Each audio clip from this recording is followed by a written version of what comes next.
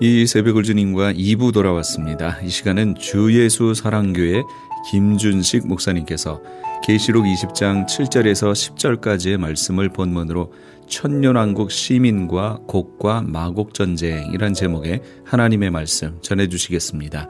많은 은혜 받으시기 바랍니다.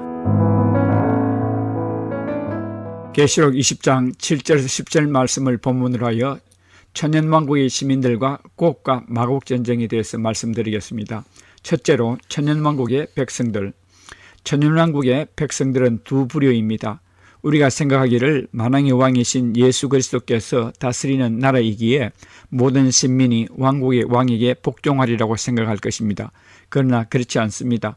왜냐하면 죄성을 가진 육체를 가지고 있기 때문입니다. 죄성은 반항하고 반역하려는 기질을 가지고 있습니다. 그런가 하면 만군의 여호와께 순종하고 경배하는 백성들도 있습니다. 천년왕국 백성들 중에 대부분이 왕국법을 따르고 순종하는 자들입니다. 그런데 천년왕국에서 반역성을 가진 자들을 먼저 추적해 보기로 하겠습니다. 이사야서 11장 3절에서 9절 말씀에 그가 여호와를 경외함으로 즐거움을 삼을 것이며 그의 눈에 보이는 대로 심판하지 아니하며 그의 귀에 들리는 대로 판단하지 아니하며 공의로 가난한 자를 심판하며 정직으로 세상의 겸손한 자를 판단할 것이며 그의 입의 막대기로 세상을 치며 그의 입술의 기운으로 악인을 죽일 것이며 공의로 그의 허리띠를 삼으며 성실로 그의 몸의 띠를 삼으리라.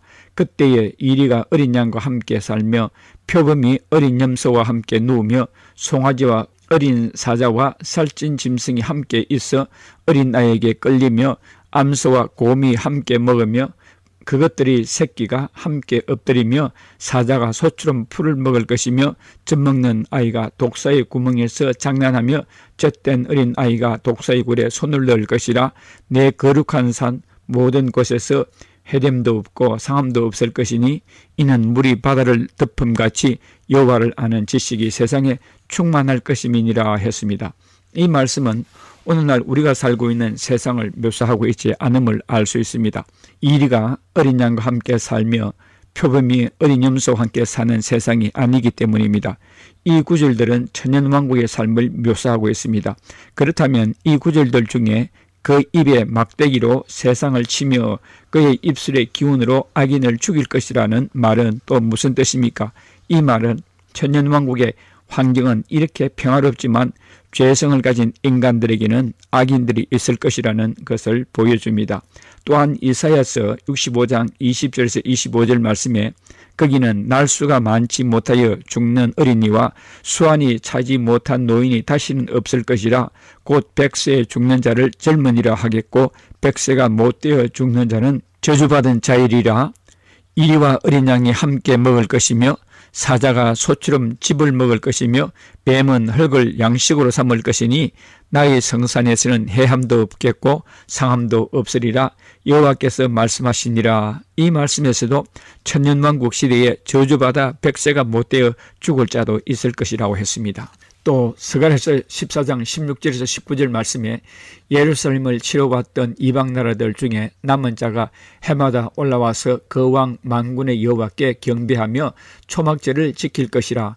땅에 있는 족속들 중에 그 왕 만군의 여호와께 경배하러 예루살렘에 올라오지 아니하는 자들에게는 비를 내리지 아니하실 것인즉 만일 애굽 족속이 올라오지 아니할 때에는 비 내림이 있지 아니하리니 여호와께서 초막제를 지키러 올라오지 아니하는 이방 나라들의 사람을 치시는 재앙을 그에게 내리실 것이라 했는데, 이 말씀에서 예루살렘에 초막제를 지키러 올라오지 않는 이방 나라 백성들에게 비를 내리지 않아 기근을 내리시는 재앙을 내리실 것이라는 말씀도 있습니다. 계시록 20장 8절에서 9절 말씀에 사탄이 나와서 땅의 사방 백성 곧 곡과 마곡을 미혹하고 모아 싸움을 붙이리니 그 수가 바다의 모래 같으리라. 그들이 지면에 널리 퍼져 성도들의 진과 사랑하시는 성을 두르며 하늘에서 불이 내려와 그들을 태워버리고 했습니다. 이런 구절들을 종합해보면 초막제를 지키러 오지 않을 자들도 있을 것이요, 악을 행하는 자, 왕국에 반역하는 자, 저주받은 자 등을 보여주고 있습니다. 이렇게 천년왕국의 백성들 중에 반역과 행악자에 반항하는 자들이 있을 것을 보여줍니다. 이럴 때에 천년이 참에 하나님께서 무저갱 속에 가두었던 사단을 풀어놓습니다. 사탄은 원래 미혹하는 자라고 성경은 말합니다. 사탄이 옥에서 나와 천년왕국 백성들 중에 불평하며 불순종하는 자들을 선동합니다. 이렇게 하여 사탄을 추종하는 세력들이 막강해집니다. 그러면서 계시록 20장 7절에서 10절에 곡과 마곡 전쟁이 터집니다. 계시록 20장 7절 10절에서는 곡과 마곡 전쟁을 네 절로 압축했지만 이 속에 엄청난 전쟁과 사건이 함축되어 있음을 봅니다. 곡과 마곡 같은 전쟁이 에스겔서 38장과 39장에도 나옵니다. 에스겔서의 배경은 곡이 연합군을 형성하여 이스라엘로 쳐들어오는데 역사상 이와 같은 전쟁이 없었다는 사실입니다. 현재 시점까지도 이루어지지 않은 미래에 성취될 예언으로 보아야 할 것입니다. 에스겔서의 곡과 마곡의 전쟁은 요한계시록 20장 7절에서 10절의 곡과 마곡 전쟁을 말한다고 했습니다. 그랜더 주석 참조하시기 바랍니다. 에스겔서 38장 1절 6절 말씀에 여호와의 말씀이 내게 임하여 이르시되 인자야 너는 마곡 땅에 있는 로스와 메섹과 두발방 곧 곡에게로 얼굴을 향하고 그에게 예언하여 이르기를 주 여호와께서 이같이 말씀하시기를 로스와 메섹과 두발방 고가 내가 너를 대적하여 너를 돌이켜 갈고리로 내 아가리를 꿰고 너와 말과 기마병 곧 내 온 군대를 끌어내되 완전한 갑옷을 입고 큰 방패와 작은 방패를 가지며 칼을 잡은 큰 무리와 그들과 함께 한 방패와 투구를 갖춘 바사와 구스와 붓과 고멜과 그 모든 떼와 북쪽 끝의 도갈마 족속과 그 모든 떼 곧 많은 백성의 무리를 너와 함께 끌어내리라 했습니다. 둘째로 천년왕국을 설정하신 두 번째 이유, 지난번에 천년왕국을 설정하신 첫 번째 이유는 예수님과 예수님의 말씀을 위하여 자기 목숨을 버린 순교한 그리고 이 세상의 삶을 포기한 그런 자들에게 보상하기 위해서 천년왕국을 설정하셨다 그랬습니다. 오늘 천년왕국을 설정하신 두 번째 이유는 하나님께서 아마겟돈 전쟁 때에 적그리스도와 거짓 선자는 불못에 던지시는데 사탄은 유황 불못 속에 던져버리지 않고 왜 천년 동안 무저갱 속에 가두는지 의문을 가질 수 있습니다. 그 이유는 천년왕국에 육체로 들어오는 엄청나게 많은 사람들을 처리하기 위해서입니다. 이들에게 천년 동안 기회를 주어서 하나님을 잘 섬기는 자들을 골라내기 위해서입니다. 마치 이 세상에 사탄을 놓아 사람들을 미혹하게 해서 의인과 악인을 골라내듯이 천년왕국 백성들 중에 순종하는 자들을 골라내시기 위해서요. 그리고 반역하는 자들을 골라내기 위해서입니다. 7 대접 심판 때에 그렇게 극한 재앙을 받으면서도 회개하지 않고 오히려 계속 하나님을 향하여 욕하고 하나님의 이름을 비방했다고 계시록 16장 9절과 21절에 말씀드렸습니다. 이들은 인간 쓰레기 중에 쓰레기들인데 아직 살아있기 때문에 천년왕국에까지 들어왔는데도 그 악한 습성을 버리지 못하고 있는 것입니다. 마치 출애굽한 이스라엘 백성들 중에 하나님을 원망하던 자들이 40년 광야 생활하면서 기회만 있으면 하나님께 원망하고 모세에게 불평하던 자들이 광야에서 다 망했던 것과 같습니다. 사람들은 환경이 좋으면 사람이 선해질 것이라 생각하는데 절대로 그렇지 않습니다. 아무리 사탄과 마귀들이 없는 천년왕국의 좋은 환경이라 할지라도 사람 속에 죄성을 씻어내기 전에는 죄와 악의 활동을 할 수밖에 없습니다. 셋째로 곡과 마곡 전쟁의 에스겔서와 계시록의 연관성. 사탄이 무저갱에서 풀려나오자 바로 이런 자들이 사탄의 밥인 것입니다. 사탄의 하수인이 되는 것입니다. 하나님은 에스겔서 38장 1절에서 곡에게 연합군을 이끌고 이스라엘로 쳐들어가라고 하시지만 실상은 사단으로 하여금 곡의 아가리를 깨어내는 작업을 하게 하신 것입니다. 곡의 인솔하에 연합된 연합군들을 열거하면은 로스, 메섹, 두발, 바사, 구스, 붓, 북쪽 끝에 도갈마 족속들이라 했습니다. 이들 중 바사는 이스라엘의 동쪽에 있는 나라이며 구스와 붓은 남쪽이요 고멜은 서쪽이요 도갈마는 북쪽에 위치한 족속입니다. 또한 고멜 같은 도갈마는 야베스 족속이요 창세기 10장 2절 3절입니다. 구스와 붓은 함의 후손입니다. 창세기 10장 6절에 있습니다. 그리고 바사는 셈의 후손입니다. 창세기 10장 22절입니다. 결국 이스라엘 입장에서 볼 때에 동서남북 사방 지역에서 인종과 민족적인 구분을 넘어서서 모든 인류의 연합과도 같은 성격을 띤 군대로부터 침입을 당하게 된 것입니다. 이 연합군의 대장은 고기입니다. 마치 7년 환란 때에 적그리스도가 교회를 받게 하던 것과 같이 천년이 지난 후에도 꼭 같은 수법을 사용하는 사탄의 실상을 봅니다. 너는 스스로 예비하되 너와 내게 모인 무리들이 다 스스로 예비하고 너는 그들의 우두머리가 될지어다. 여러 날 후 곧 말년에 내가 명령을 받고 그 땅 곧 오래 항폐하였던 이스라엘 산에 이르리니 그 땅 백성은 칼을 벗어나서 여러 나라에서 모여들어오며 이방에서 나와 다 평안히 거주하는 중이라. 내가 올라오되 너와 내 모든 때와 너와 함께한 많은 백성이 광풍같이 이르고 구름같이 땅을 덮으리라 했습니다. 에스겔서 38장 7절에서 9절 말씀입니다. 여러 날 후 곧 말년이라 말은 천년왕국이 끝날 시기를 말합니다. 이에 무주갱이 갇혔던 사탄이 놓여나서 세상 만국을 묘하게 될 때에 사탄으로부터 명령을 받고 그 땅 곧 오래 항폐하였던 이스라엘 산에 이른다고 했는데 이때는 천년왕국 시대입니다. 요즘 우리가 생각하는 이스라엘 팔레스타인의 관념으로 생각지 않아야 합니다. 여기 이스라엘은 천년왕국 시에 하나님을 경외하는 자들을 말하는 것입니다. 많은 종말론 학자들이 곡과 마곡 전쟁을 아마겟돈 전쟁과 같은 것이라 생각합니다. 여기 이스라엘은 하나님의 백성들로 생각해야지 현재의 인종적 이스라엘로 생각해서는 안 됩니다. 이때는 이스라엘 백성이나 유대인의 개념은 없어진 지 오랜 후입니다.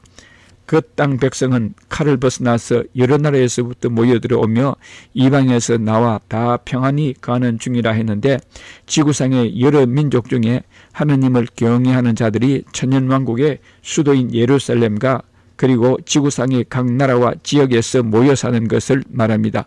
반면에 하나님을 대적하는 자들이 숨죽이고 살다가 사탄의 등장으로 악의 정체성을 드러내는 자들이 많을 것입니다. 마치 동성연애자들이 숨죽이고 살다가 요즘 들어 카밍아웃하는 것과 같습니다. 천년왕국도 천년이 지날 무렵에는 사회가 많이 타락될 것입니다. 왜냐하면 그 사람들은 육체를 가진 죄성을 가진 자들이기 때문입니다. 사단이 없어 죄성이 크게 드러나지 않을 뿐이지 죄성으로 인해 사약이 있을 것이요 그 죄악들이 모여 큰 악이 도모될 것입니다. 이런 사회 속에서도 하나님을 경외하는 특별 집단들이 형성될 것입니다. 여러 나라에서 나온 자들입니다. 이들이 거하는 성을 계시록 20장 7절에서 10절에서는 성도들이 진 그리고 사랑하시는 성이라고 했습니다. 이 진과 성을 포위했다고 했습니다. 물론 이런 사람들이 예루살렘 외에 지구 전역에 많이 있을 것입니다. 얼핏 생각하면 성도들이 진과 사랑하시는 성을 천년왕국 동안에 메시아와 함께 천년왕국을 다스릴 부활한 성도들로 생각해서는 안 됩니다. 그런데 부활한 성도들은 시간과 공간을 초월하는 신적 존재들입니다. 이들은 천사보다 높은 차원의 존재들이 되었습니다. 열왕기하 19장 35절에 한 천사가 하룻밤 사이에 아수르 군인 18만 5천 명을 죽인 사건을 생각하실 것입니다. 이렇게 부활한 성도들, 신령체를 가진 자들의 능력이 이러한 것입니다. 그러므로 육체를 가진 인간들이 이런 신적 존재들과 싸우겠다고 감히 생각지 않아야 할 것입니다. 계시록 20장 7절에서 10절과 에스겔 38장을 연관을 지어 생각하면 성도들이 진이나 사랑하시는 성을 부활체의 신적인 존재들이 사는 성이 아니고 천년왕국의 하나님을 경외하는 자들을 두고 하는 말입니다. 천년왕국의 인구가 어림짐작으로 수십억이나 될 텐데 그 중에 하나님을 경외하는 자, 만군의 왕이신 그리스도의 법을 지키는 자들이 거의 전부일 것입니다. 이들을 에스겔서 38장 8절에서는 그 땅 백성은 칼을 벗어나서 여러 나라에서부터 모여 들어오며 이방에서 나와 다 평안히 가는 중에 사람들로 묘사하고 있으며 에스겔서 38장 12절에서는 세상 중앙에 가는 백성이라고 칭합니다. 여기 중앙이란 쌓아 올리다 높은 지대란 뜻이라고 합니다. 이 높은 곳은 지형적인 높은 지대를 의미하기보다는 중요한 곳, 중심부란 뜻입니다. 세상 중앙에 가는 백성이란 천년왕국에서 중심으로 자리 잡고 있는 하나님을 경외하는 백성들을 말하는 것입니다. 이들이 여러 나라에서 나와 사랑하시는 성에서 평안히 거하고 있을 때에 에스겔 38장 9절에서 내가 올라오되 내 모든 때와 너와 함께한 많은 백성이 강풍같이 이르고 구름같이 땅을 덮을 것이라고 말했습니다. 계시록 20장 8절에 나와서 땅의 사방 백성 곧 곡과 마곡을 묘하고 모아 싸움을 붙이리니 그 수가 바닷모래 같으리라 해서 곡이 이끄는 연합군의 숫자가 이렇게 많을 것을 보여줍니다. 이들이 감히 하나님을 대항하지는 못할 것이요 부활체를 가진 존재들에게도 대항하지 못할 것입니다. 이들이 대항하는 상대는 하나님과 부활 성도들이 아닌 천년왕국에서의 하나님을 섬기는 자들을 대항한다는 말입니다. 사탄을 따르는 무리가 바다의 모래와 같다고 해서 천년왕국의 모든 시민들이 촌글기한 것으로 오해하지 마시기 바랍니다. 이들은 천년왕국의 메시아 왕을 따르는 모든 자들에 비해 극히 소수입니다. 요즘 박근혜 대통령을 하야하라고 촛불 집회를 하는 자들이 10만이라고 합니다. 텔레비를 볼 때에 대한민국의 모든 백성들이 총글기한다고 오해하기 쉽습니다. 그러나 총 국민에 비하여 그들은 겨우 몇 %에 불과합니다.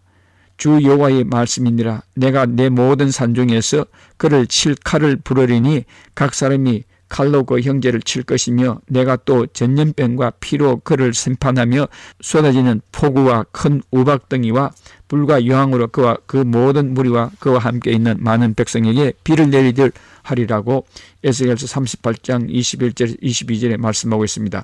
하나님께서 고기의 군대를 쳐부수는 방법이 계시록 23장 9절의 방법과 같습니다.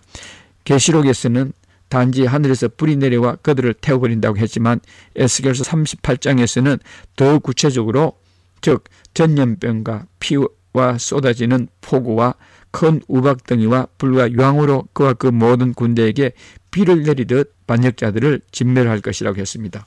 넷째로 곡과 마곡 전쟁의 결과 에스겔서 39장 9절에서 12절에서 이스라엘 성읍들에 거주하는 자가 나가서 그들의 무기를 땔감으로 사용할 것인데 큰 방패와 작은 방패와 활과 화살과 몽둥이와 창을 가지고 7해 동안 땔감으로 사용하리라. 이같이 그 무기로 불을 피울 것이므로 그들이 들에서 나무를 주워 오지 아니하며 숲에서 벌목하지 아니하겠고 전에 자기에게서 약탈하던 자의 것을 약탈하며 전에 자기에게서 넉탈하는 자의 것을 넉탈하리라.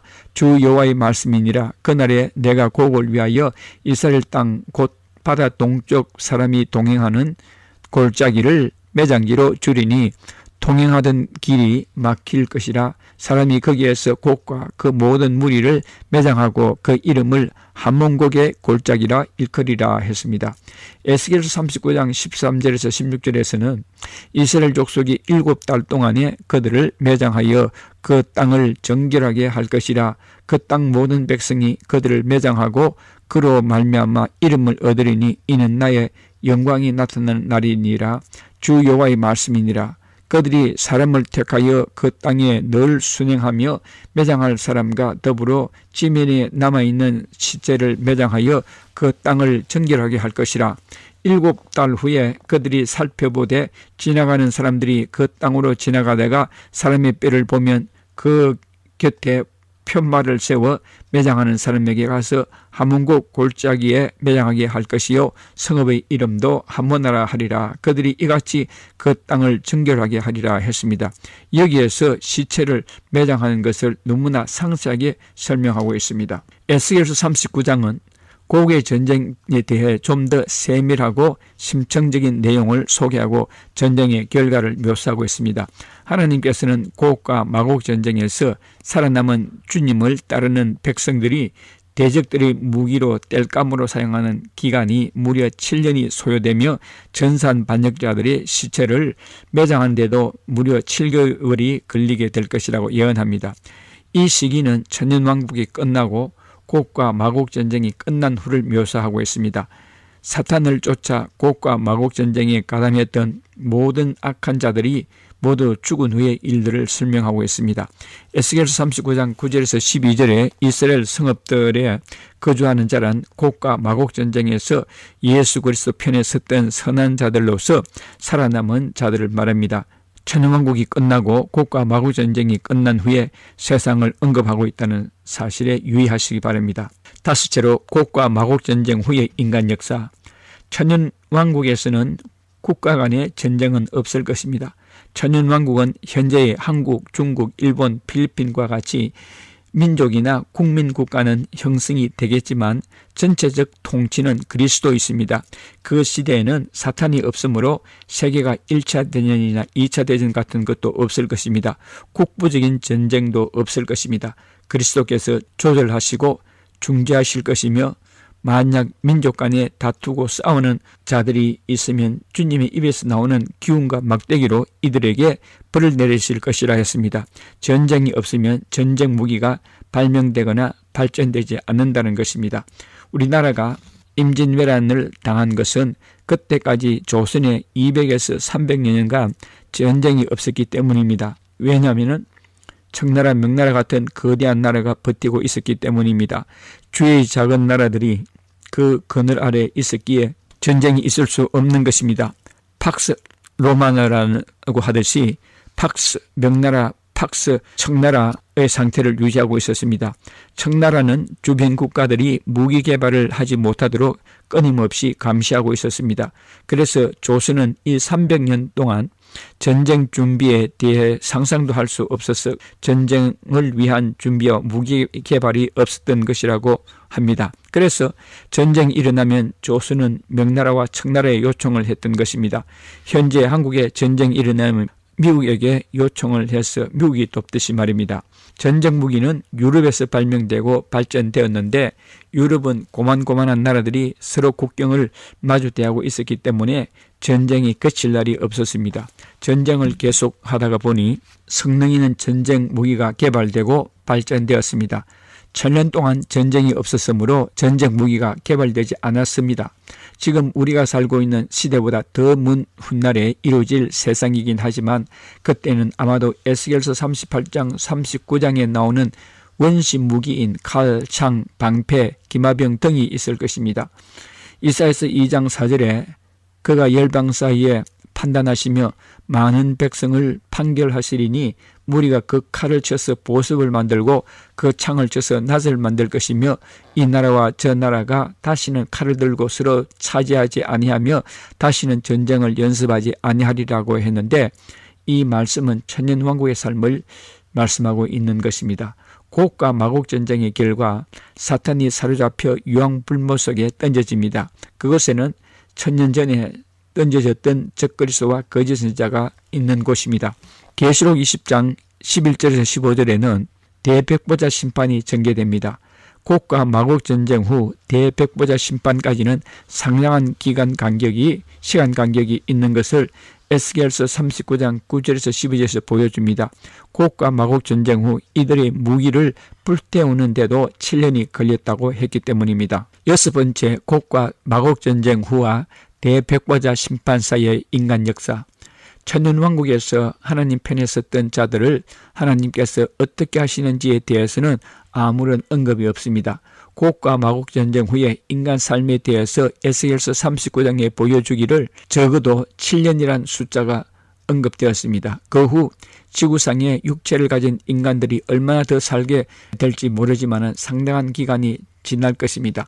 계시록 20장 11절 이후에서 대백보자 심판이 있을 것을 보여주는데 그 이전에 곡과 마곡 전쟁에서 하나님 편에 섰던 자들 중에 죽은 자들이 부활합니다. 그리고 지구상에 살아있는 모든 인간들에게 변화가 일어납니다.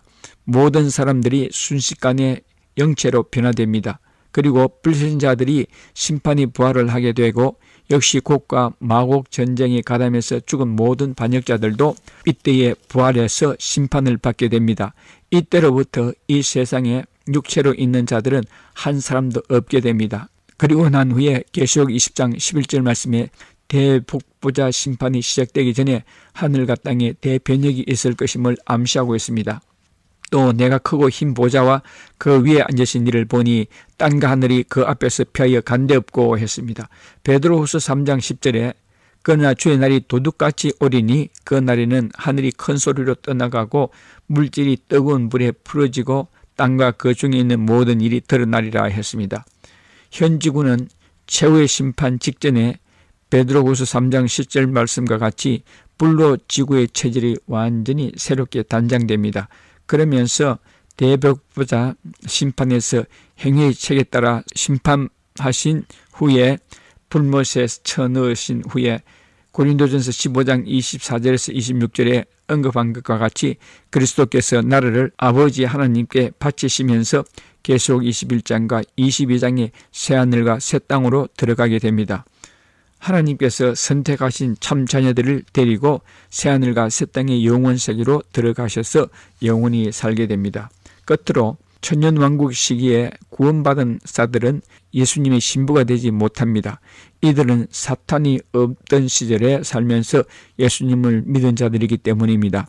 예수님의 신부는 천년왕국 전에 사탄의 박해와 유혹 속에서 예수님을 믿어 첫째 부활에 참여하여 어린 양의 혼인잔치에 참여한 자들만 그리스도의 신부입니다. 이들은 로얄 패밀리들이며 거룩한 성 새 예루살렘에서 살 자들입니다. 천년왕국 시대에 구원받은 자들은 영원 세계에 들어가지만 예루살렘 성에는 살지 못합니다. 그러므로 지금 이 시대에 예수님을 잘 믿고 섬겨 예수님의 신부가 되도록 해야 하겠습니다. 할렐루야, 아멘. 지금까지 주 예수 사랑교회 김준식 목사님께서 하나님의 말씀 전해주셨습니다. 주 예수 사랑교회는 17910 사우스 프레올리 애비뉴 토렌스에 위치하고 있습니다. 교회 홈페이지는 www.loveofjesuschurch.com입니다. 김준식 목사님께서는 21세기의 세계 동향을 계시록의 시각으로 해석하는 요한계시록의 증언이란 제목의 책을 2권 펴내셨습니다. 목사님의 책은 일반 서점이 아닌 목사님께 직접 연락하셔서 구입하실 수 있습니다.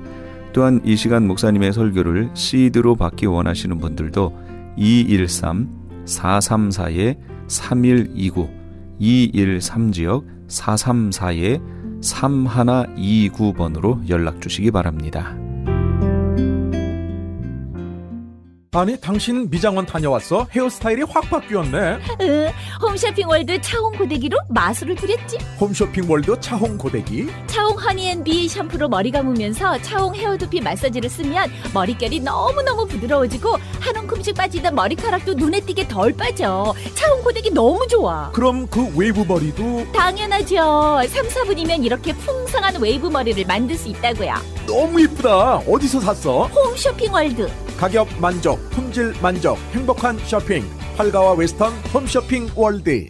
안녕하세요. 폴선입니다. 건강보험 회사들의 플랜이 해마다 바뀌는 것 아시죠? 10월 15일부터 12월 7일까지 새로운 보험에 가입하거나 변경하여 본인에게 적합한 플랜을 찾아야 합니다. 메디케어만 갖고 계신 분, 어드밴테이지 플랜을 갖고 계신 분은 무료 상담 받으세요. 수호천사보험 시니어 전문 보험 라이센스 에이전트 폴선 213-503-6897 213-503-6897 상담은 주 7일 오전 8시부터 오후 8시까지 TTY 1800-735-2929. 시민권 신청, 부모님, 배우자, 자녀 영주권 신청, 취업이민, 종교이민, 학생비자, 신분 변경, 추방유예, 결혼, 공증. 인생이 달린 이 모든 일 어디에 맡겨야 할까요? 한인타운 연장자 센터의 모츠기관인 주는사랑채 이민법률센터에 맡기세요. 21년 이민법 경력의 박창영 이민국 공인변호인이 성심을 다해 도와드립니다. 올림픽과 윌튼 323-735-7888 323-735-7888. CHTV AKTV배 목회자 친선 탁구대회가 오는 11월 28일 월요일 한인타운에 위치한 프로 탁구장에서 개최됩니다. 이번 행사는 CHTV AKTV의 채널 18.10 런칭과 함께 특별히 개최하게 되었으며 행사 수익은 홈레스 사역을 위해 사용될 예정입니다. 이번 행사에 참가하시는 목회자분들께 상금은 물론 참여하신 모든 분들께는 추첨을 통해 푸짐한 경품을 받을 수 있는 기회를 드립니다. 채널 18.10에서 새롭게 시작하는 CHTV, AKTV배 목회자 친선 탁구대회, 여러분의 많은 참여와 관심 부탁드립니다. 이번 대회는 한삼인, 수호천사보험의 폴선, 천종산삼, 그리고 그린힐스 협찬입니다.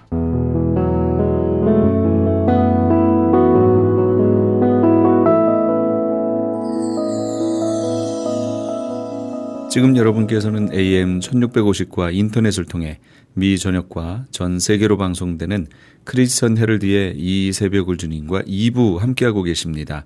방송 시간과 설교 편성표는 크리스천 헤럴드 신문 주간 편성표나 홈페이지 aktv1810.com에서 확인하실 수 있습니다. 계속해서 이 시간에는 한영원 교회의 박승훈 목사님께서 고린도후서 7장 8절에서 10절까지의 말씀을 본문으로 고린도인만 같아라 란 제목의 하나님의 말씀 전해주시겠습니다. 많은 은혜 받으시기 바랍니다. 말씀을 보시겠습니다. 오늘 말씀은 고린도후서 7장 8절로부터 보겠습니다. 제 책으로 293페이지.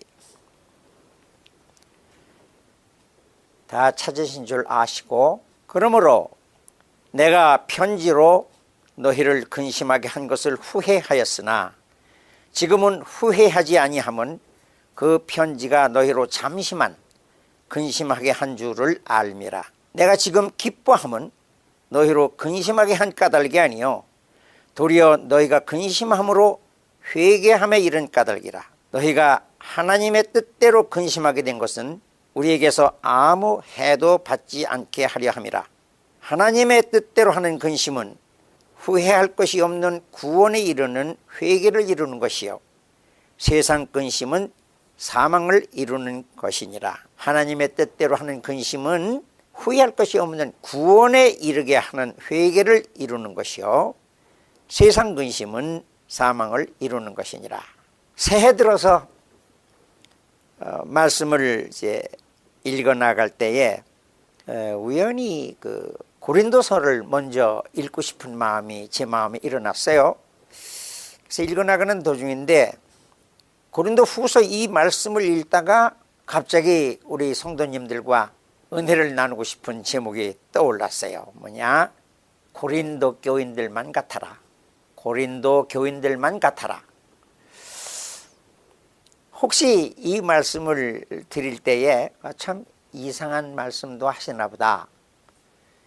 고린도 교회라는 것은 아주 성경상에 문제가 많은 교회인데 어떻게 거기 교인들을 닮으라고 말씀을 하실까? 저도 의아했어요. 그런데 어느 날 전화가 걸려왔는데, 목사님, 제가 아무래도 지금 나가고 있는 교회를 2016년 들어와서는 다른 교회로 옮겨야 되겠습니다. 어느 교회를 찾아가야 좋을지 좋은 말씀 좀 해주세요. 그래. 제가 그때 고린도 교회 같은 데를 찾아보세요 그랬습니다. 그랬더니 이분 말씀이 반신반의하시면서, 아니 목사님, 고린도 교회라면 좀 문제가 많은 교회인데 어떻게 그런 말씀을 하십니까? 그런데 거기다 대고 제가 저희 교회로 오시지요 하는 말씀을 못 드리는 것은 우선 그분이 다른 카운티에 사세요. LA 카운티가 아닙니다. 거리상 오실 수 없는 분이기 때문에 제가 그런 말씀을 농담으로라도 말씀을 안 드렸습니다. 그래요. 고린도 교회 진짜 문제가 많지요. 1장 사도 바울이 고린도전서를 쓰시면서 1장 첫 마디에 11절에 가가지고 너희 속에 분쟁이 있다는 거예요. 그러므로 성만찬을 먹을 자격이 없다는 거죠. 분쟁. LA에 사시는 분들, 교회에 출석하셨던 분 중에서 어느 교회에서든지 이 분쟁에 대해서 한 번쯤은 고통당해 안아보신 분은 거의 없으실 거예요. 아니 지금도 교회를 다 속을 내부를 들여다보면요, 목사님 편, 목사님 반대편, 그 중간편, 뭐 심지어는 어떤 부목사 편, 은근히 파벌이 되어 있는 걸 느끼게 됩니다. 그런데요, 그 중에 대표적인 것이 이 고린도 교회였었죠. 나는 아볼로에게 속했노라, 나는 바울에게 속했노라, 나는 게바 베드로에게 속했노라, 그리고 그리스도에게 속한 파다. 그러면 벌써 네 갈래로 갈라졌습니다. 그런데요, 교회에 100명은 100명, 50명, 50명이 4분으로 이렇게 착착 나눠지는 것이 아니죠. 그 중에 나는 아무데도 안 속했다, 무소속. 그리고 이 교회를 이런 부류가 또 나오게 되니까 4분 5열이에요. 네 갈래로 갈라지고 5개로 쪼개졌다는 거죠. 고린도 교회가 그랬었어요. 근데 그뿐입니까? 고린도 교회를 생각하면요, 한 여러 가지도 더 문제가 생기는 거예요. 예를 들면 바로 5장에 가서 이제 하도 사도 바울이 기가 막히니까 너희 중에 심지어라는 말을 썼어요. 심지어 음행이 있다 함을 들으니 그런 음행은 이방인 중에서도 없는 것이라. 누가 그 아버지의 아내를 취했다.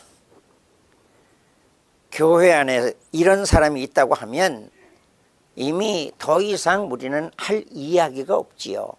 말이 형편이 아니에요. 그러나 사실 오늘날 현실을 바라볼 때에도 이 음행은요, 정말 무서운 세력으로 사람마다 파고들고 교회마다 침범을 합니다. 그렇기 때문에 이 사도 바울은 고린도 5장에서 말씀을 하셨고 6장에 가서부터 18절에 음행을 피하라.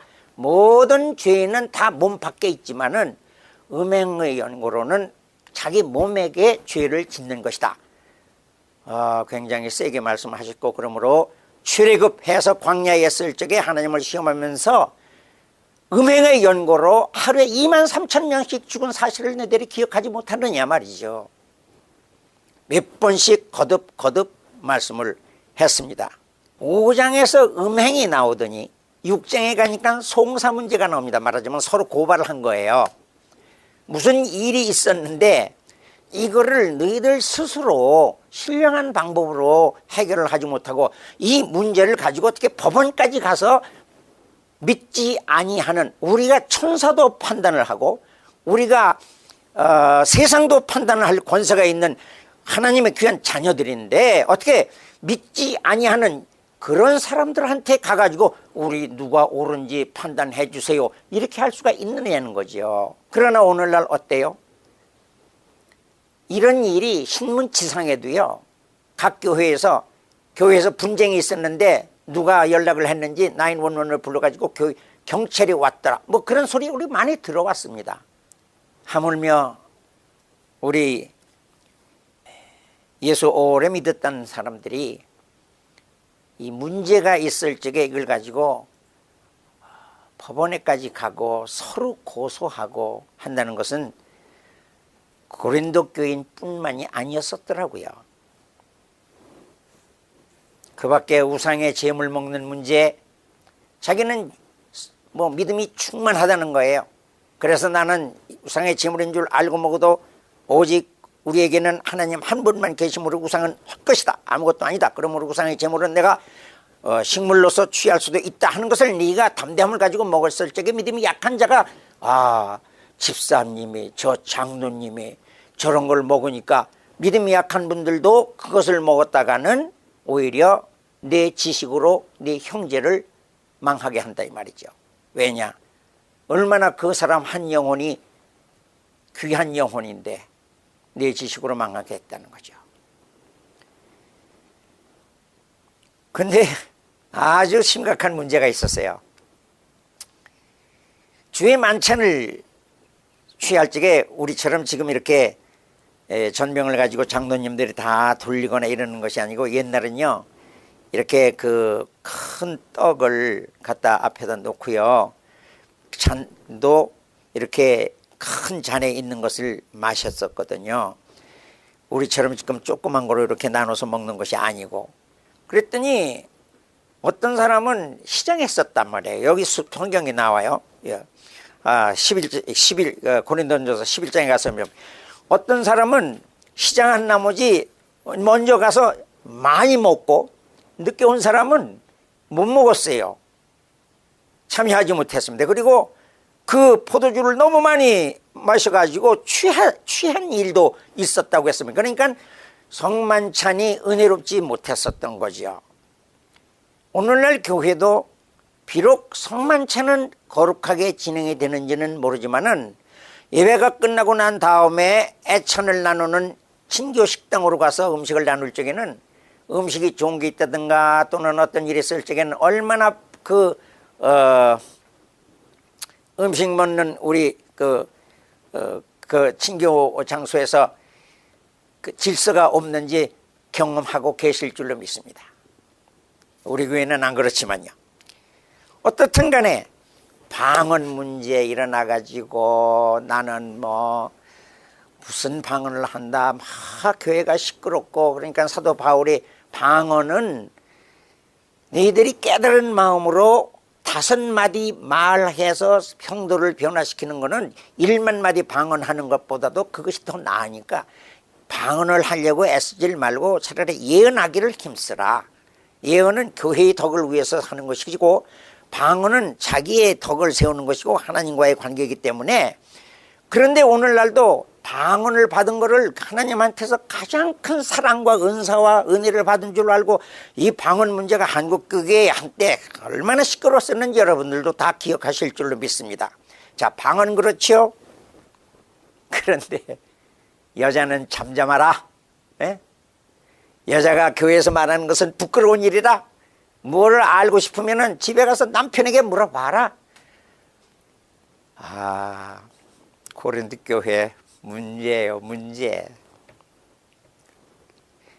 기독교가 들어와가지고 여성의 권위와 그 신분이 아이들까지 굉장히 그 향상된 건 사실이에요. 그런데 고린도 교회의 경우라면은 너무나 여인들이 무질서하게 행동을 했기 때문에 많은 문제점을 가지고 왔었습니다. 자, 그러니까 사도 바울이 4장 말에 가서 뭐라고 그러셨느냐면 내가 매를 들고 너희들에게 가랴 아니면 사랑과 온유한 마음으로 너희에게 나가랴 이러시면서 야단을 치셨습니다. 그런데 오늘 제가 어떻게 이런 교인들만 같으라고 설교를 하느냐 이 말이죠.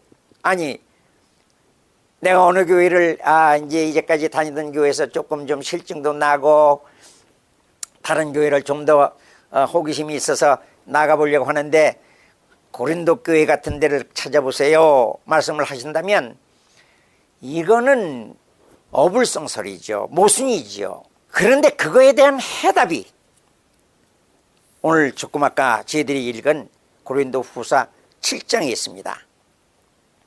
사도 바울이요, 너희들이 이러한 문제를 가지고 있으니 어찌 하나님께서 기뻐하시겠느냐 하고 편지를 통해서 강력하게 고린도 교인들에게 책망을 했었더니 이분들이 근심을 하기 시작을 했어요. 그래서 8절 오늘 읽은 데 보니까 그러므로 내가 편지로 너희를 근심하게 한 것을 후회하였었으나 이건 내가 너무 심하게 쓴 거 아니야? 이러다가 교인들이 낙심하면 어떡하지? 자기도 근심을 하고 조금 후회를 했어요. 바울도 그랬는데 후에 디도를 통해서 들려오는 소식을 들어보니까 이 고린도 교인들이 근심한 나머지 전부 후회하는 데 이르러가지고 구원에 이르렀다는 소식을 갖고 온 겁니다. 자, 여기에 오늘 우리에게 포인트가 있습니다. 교회마다 문제 없습니까? 있어요. 다 있습니다. 개인적으로 비춰봐도 개인마다 신앙에 문제는 있습니다. 그러나 목사님이나 사도 바울이나 어떤 편지나 또는 설교를 통해서 이러한 것은 고쳐야 되지 않습니까? 이러한 일이 있다고 하니 어찌 하나님 앞에 설 수가 있습니까? 책망을 들었을 적에 그 자리에서 근심하고 후회하고 회개해서 구원까지 이르는 일이 있다고 하면 이게 고린도 교회예요. 이건 본받아야 돼요. 하지만 솔직하게 얘기해 보시자고요. 우선 저부터도요. 목사님은 이러한 건 다 좋으신데 이거는 좀 저희들이 뵙기에 조금 안 좋은 것 같습니다. 아, 그렇습니까? 앞에서는 그렇게 얘기할지 모르죠. 그러나 뒤에 돌아가서 뭐라고 하겠어요? 심지어는요, 저희들이 기른 자녀들도요, 야, 그 맨날 들여다보는 그 핸드폰, 그것 좀 덜 들여다볼 수 없니? 엄마, 나 이거 안 하면 나 스트레스 받아 못 살아. 고칩니까? 나 고치는 거 못 봤어요. 우리 애들뿐만 아니라 다른 분들도 그런 것 같아요. 어른들도 그런 것 같아요. 사람이요, 한번 자기에게 좋은 충고를 들으면요, 딱 그거를 수긍하고 인정하고 고맙게 생각하고 내가 이거는 새해 들어서 2016년부터는 고쳐야 되겠다 하고 마음을 먹는 것이 아니라 두서너 가지 반응이 이러는데 그중에 대표적인 건 반항입니다. 대뜸 대들어요. 그러면서 당신이나 고치라는 거죠. 또 한 가지는 어떤 양태가 있느냐면 앞에서 듣긴 들어요. 그러나 뒤에 가서는 한 귀로 듣고 한 귀로 흘리고 자기 할 건 여전히 똑같은 삶을 살더라고요. 그게 뭐예요? 피리를 불어도 춤추지 아니하고 애곡을 하여도 너희들이 슬퍼하지 않는다는 예수님 말씀, 예수님 시대의 말씀이죠. 우리 믿는 사람들이 진짜 조심해야 할 거는 자기가 얼마나 자기만이 옳고 자기만 잘 믿는 줄 알고 남을 심지어 판단하고 자기 자신의 성찰이 없다는 거죠. 개인뿐이 아니에요. 교회도 마찬가지로서 이번 고린도 교인들은 바로 바울의 편지를 읽고 아마 지들 같았으면 그랬을 거예요. 이건 누가 이렇게 바울한테 고자질을 해서 음란한 일이 있었다, 뭐 방언을 한다, 여자가 교회에서 떠든다, 뭐 우상의 제물을 먹었다, 이건 누가 이거야 다 얘기해서 바울한테. 여기 보니까 글레오를 통해서 들었다고 그랬는데 글레오가 누구야? 아마 난리 쳤을 거죠. 그런데도 불구하고 이 사람들은 온전히 엎드려 가지고 고린도 교회가 완전히 일대 변혁이 일어났었던 거죠. 오늘날 교회에 출석해 가지고 통회하며 자복하며 눈물 흘리며 회개하는 교회가 있는지 한번 눈 씻고 찾아보시면 돼요. 그런 교회 찾아나가면은 그거는 은혜 받습니다. 그 교회가 과거에 아무리 음행이 있었다 할지라도, 그 교회가 아무리 과거에 분란이 있었다 할지라도 그 교회는 제대로 살아나가는 교회입니다. 그러나 고치려고 하는 사람은 열이면 글쎄요 몇이나 될까요? 그게 어디에서 나오느냐? 아시아에 7교회가 있었습니다. 그런데 그 중에 2교회 서모나 빌라델비아 교회 빼고는요 5교회가 책망을 예수님께 받았는데요, 다 그 교회에서 예수님께서 하신 말씀은 회개하라, 아니면 내가 촛대를 옮길 것이다. 회개하라, 아니면 내가 너희들을 침상에 던질 것이다. 두아디라 교회가 대표적입니다. 우리 요한계시록 2장 찾아가 보시겠습니다. 요한계시록을 가서 보시면요 2장 5절 15절 20절 5절 15절 20절 3장 3절 3장 19절 회개하라가 연속으로 나오는데 그게 다 에베소 교회는 처음 사랑을 잃어버렸기 때문에 회개하라. 그러므로 어디에서 떨어졌는지 회개해서 처음 행위를 가지라. 그렇지 않으면 촛대를 옮길 것이다. 서모나 교회 칭찬받았습니다. 그 다음에 에베소 서모나 보가목 교회 갑니다. 그때에도 예수님께서는 회개하라고 말씀을 합니다. 이와 같이 너희도 니골라당의 교훈을 지키는 자들이 15절, 아까 2장 5절 그건 에베소 교회에서요. 2장 15절 보가목 교회 회개하라. 그렇지 아니하면 내가 네게 속히 가서 내 입의 검으로 그들과 싸우리라. 이번엔 두아디라 교회 갑니다. 이건 심각했어요. 회개할 기회를 주었지만 회개를 안 한다는 거예요. 회개하고자 하지 않는다는 거예요. 아무리 우리 아이들에게 너 금년에 들어서는 이러한 것 좀 아침에 좀 일찍 일어나서 자리에 좀 정돈하고 출근하고 갈 수가 없느냐? 네가 떠나고 난 다음에 네 자리를 보아라. 얼마나 지저분하게 하고 갔는지. 네 책상 석건. 엄마 나 늦었어. 밥도 못 먹고 뛰어가는 거 몰라? 그러면 어떡해요? 저게 언제 변하나? 내가 치우고 내가 한숨 쉬고 내가 근심해요. 이 책망을 듣는 아이가 근심을 하고 회개하고 구원에 이르는 일대 변화가 일어나는 것이 아니라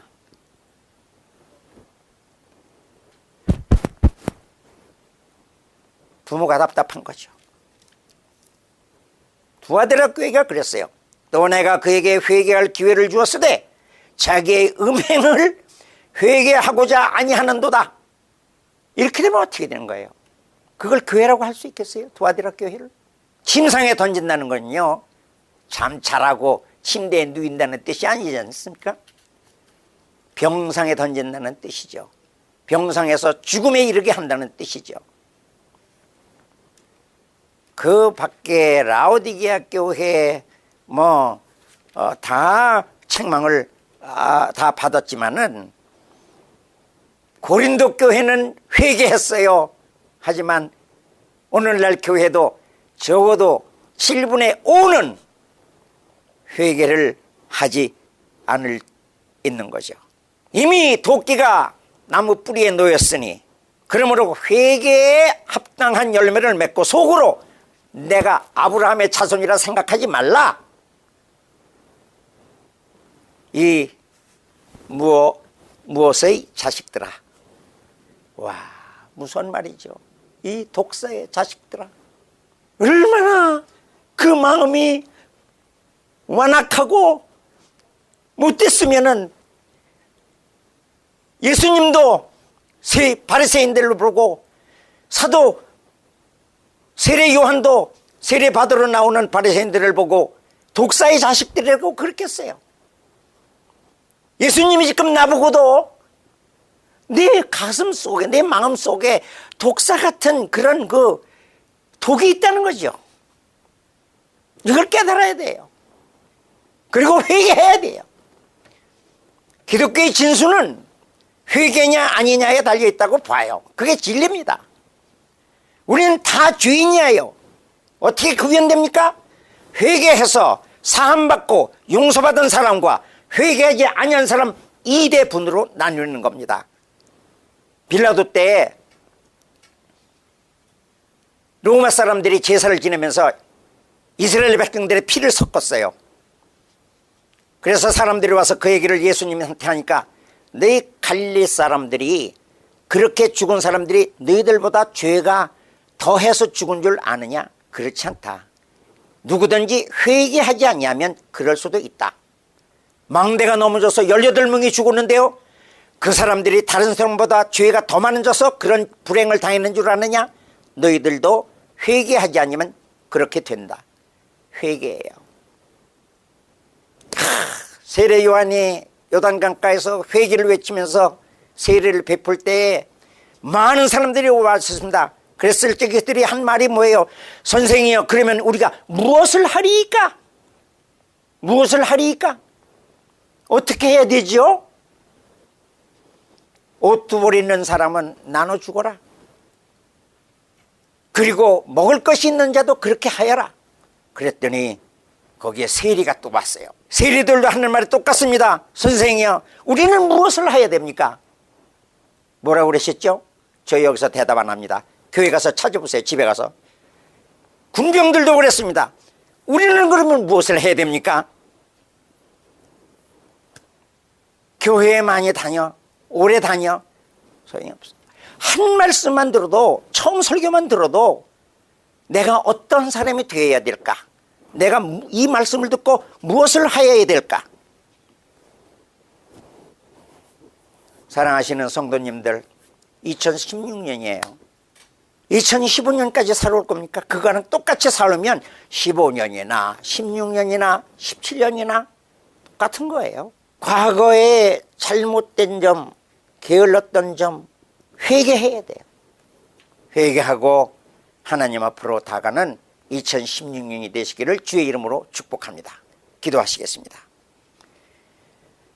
하나님, 고린도 교회를 흉볼 게 아니라 고린도 교회의 좋은 점을 담게 하고 우리도 회개하고 구원에 이르게 하여 주시옵소서. 회개의 영을 저에게 부어 주시옵소서. 우리 가정에 부어 주옵소서.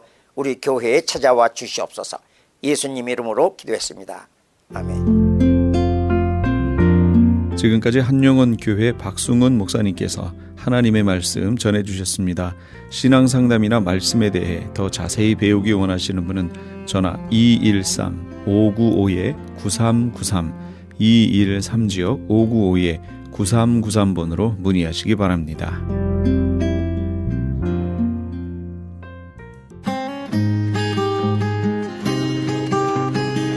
교계 게시판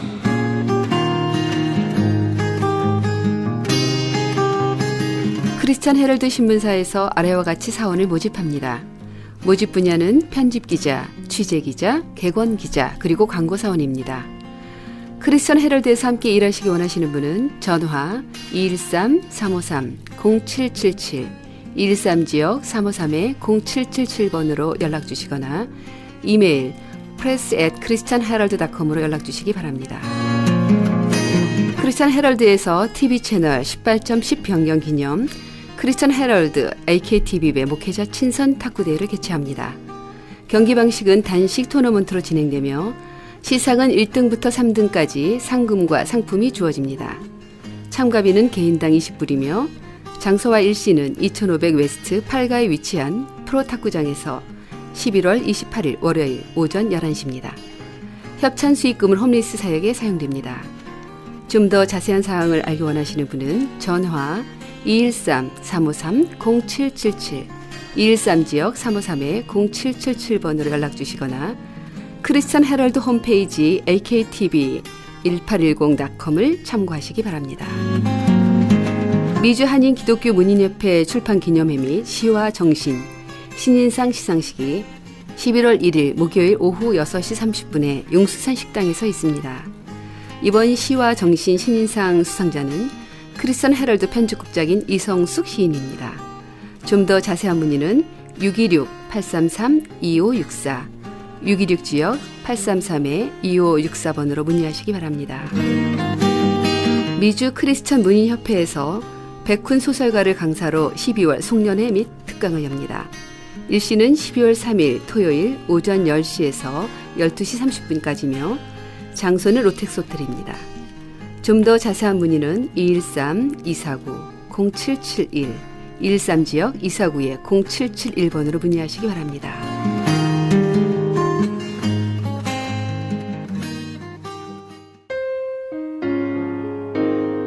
부름받아 나선 이몸 함께 하시면서 이 새벽을 주님과 2부 여기서 마칩니다. 잠시 15 후에 3부에서 돌아오겠습니다. 부름받아 나선 이몸 어디든지 가오리다. 괴로우나 즐거우나 주만 따라가오리니 어느 누가 막으리까. 죽음인들 막으리까. 어느 누가 막으리까. 죽음인들 막으리까.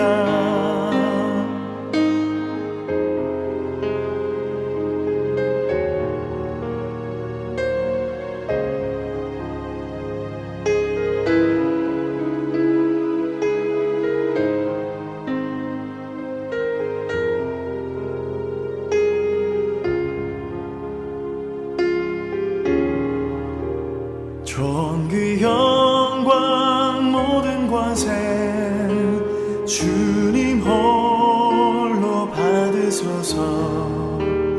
멸시천대 십자가는 제가 지고 가오리다. 이름 없이 빛도 없이 감사합니다.